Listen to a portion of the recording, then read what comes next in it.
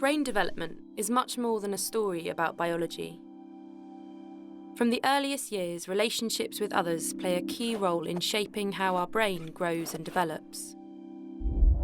Early relationships, where there is abuse and neglect, have a long-term impact on children. A brain that has adapted to survive in a threatening or unpredictable world may not work so well in an ordinary environment. This can create what is called latent vulnerability, where early abusive or neglectful experiences with carers put children at greater risk of experiencing mental health problems in the future. For these children, compared to their peers, common experiences like moving to a new school can feel more daunting and stressful. New faces can appear threatening, while positive social cues can be missed. It can be harder to negotiate new social situations and learn to trust new people. Even fun experiences like joining a new sports team can be challenging. Too much focus on potential threat cues can mean missing out on positive social cues such as a playful nudge. Or it causes an overreaction, which leads to an increased risk of conflict and sometimes violence.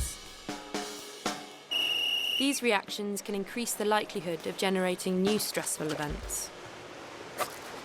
It's harder to deal with everyday challenges when you feel unconfident and anxious inside, and harder to build and maintain relationships. Over time, this can mean a child loses friends and the support of adults, and so misses out on opportunities to grow and develop. This social thinning can increase the risk of mental health problems in the future. Neuroscience research is beginning to shed new light on how vulnerability unfolds over a child's life. All children need care and stimulation from adults who value them and who show them attention and love. These experiences shape a child's brain development. When children face traumatic experiences like abuse and neglect, their brain adapts to help them cope. We know of changes in 3 different brain systems: the reward, memory, and threat systems. Experiences of domestic violence or physical abuse can lead to hypervigilance, where the brain reacts more to threat. This might help a child stay safe in an early adverse environment, but it can cause problems in more ordinary environments. Hypervigilance can best be understood as a pattern of adaptation rather than a sign of damage. Abuse and neglect can also mean a world where a child's basic needs for care and attention are not met. This can shape the brain's reward system, the part of the brain that helps us learn about positive aspects of our environment and motivates our behaviour. Over time, the brain's reward system can learn to respond differently to things like positive social cues.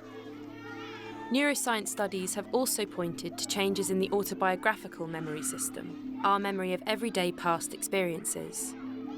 Following trauma, negative memories appear to become more salient, which means they become more prominent than positive ones.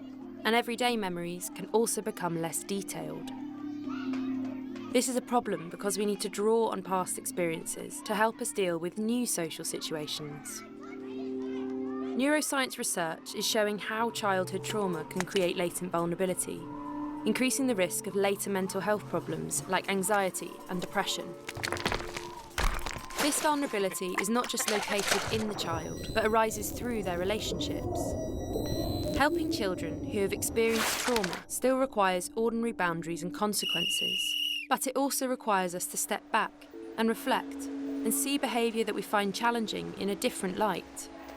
A child may simply be doing their best to survive now, with brain adaptations from the past. We know a child's brain has the capacity to continue to adapt. For this to happen, they need our help to build and maintain trusted relationships, manage everyday stresses, and prevent new ones from happening. We need to encourage them to try again and believe things can be different. This is far from an easy task and takes time. Science is helping reframe our understanding of childhood trauma.